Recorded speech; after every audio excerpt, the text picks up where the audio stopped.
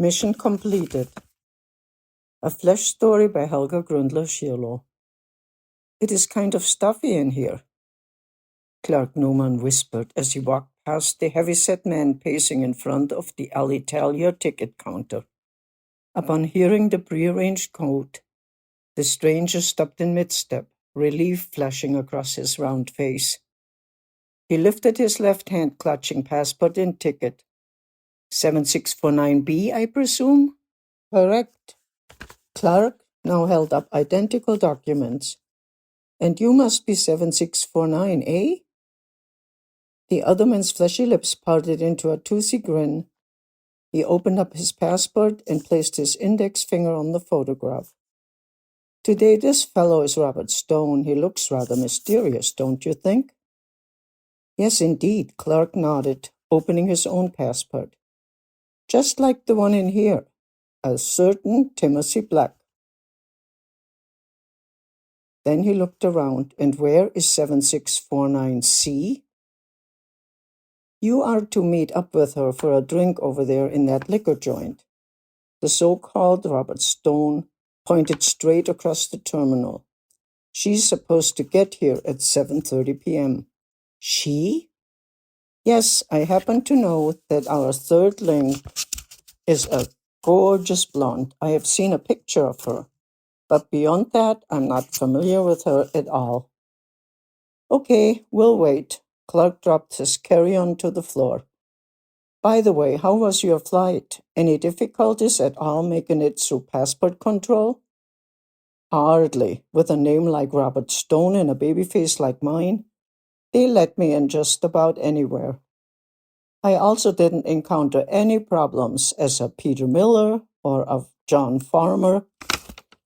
But I wonder what might actually happen if I ever crossed the border as a Pyotr Dmitry Konsolovich or something similar. That may indeed raise a few eyebrows, Clark laughed. Any idea yet who you are destined to be next time? Oh, some Stanley Gardner maybe. They both grinned. There, 7649B suddenly whispered. What? Clark spun around. Where? She. Who?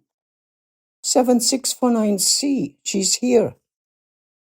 As they both watched, a slender, long-legged woman wearing oversized dark glasses stalked off the escalator. Passport and ticket in her left hand, she headed straight towards the designated bar. Clark followed her. He waited until she was seated at a small table near the emergency exit, her gaze firmly fixed on the entrance, before he slowly approached her. Muttering, "It's stuffy in here," he switched his papers from left to right. She smiled. 7649B, I guess? Her voice betrayed a slight, hard-to-identify foreign accent. He was struck by her exquisite beauty. What in the world was a lady like that doing in this type of business? He leaned forward. Would you care for a drink? Any kind of wine would be fine, she said. After fetching 2 glasses of Chardonnay from the bar, he sat down across from her. Toasting her, he handed her his travel documents. She opened his passport, scrutinized his photo, then nodded.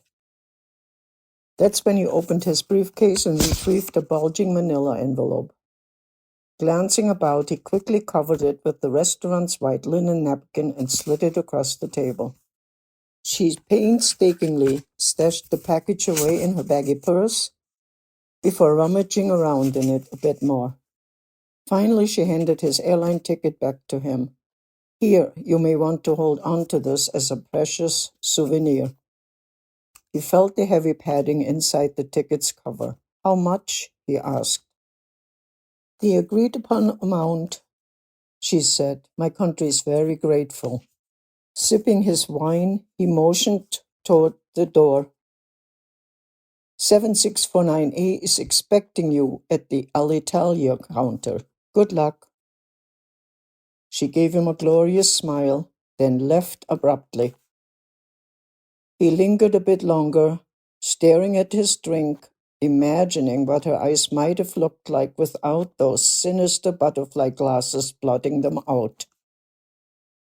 Then he drank up, rose, and walked out of the bar. When he strolled down the hall, he observed the blonde interacting with 7649A. It was a familiar scenario. She took hold of the heavyset guy's documents, inspected his passport, accepted his delivery, then handed his airline ticket back to him. Different spy, same routine, Clark thought wistfully. After interacting briefly with the clerk at the check-in counter, she hurried past the security officer toward the flight gate. Business concluded, the two men bumped into each other at the exit. "Need a ride?" Clark asked. "I've an SUV waiting for me." 7649A grinned. "So do I." Together they strolled out of the terminal and made their way to the car rentals. There they shook hands and parted. The next day, a group of high-level government officials gathered in a conference room of the military headquarters of an eastern country. They were anxiously waiting for a set of photographs being processed in a special laboratory. The expected images were crucial to deciphering several intricately coded classified documents that contained detailed descriptions of a rival country's planned development of new missiles, their construction, setup, and targets. Finally, after hours of agonizing anticipation, the following message flashed across the huge wall-mounted computer screen. 7649 completed. Mission a disaster. Idiot forgot to remove cap from lens.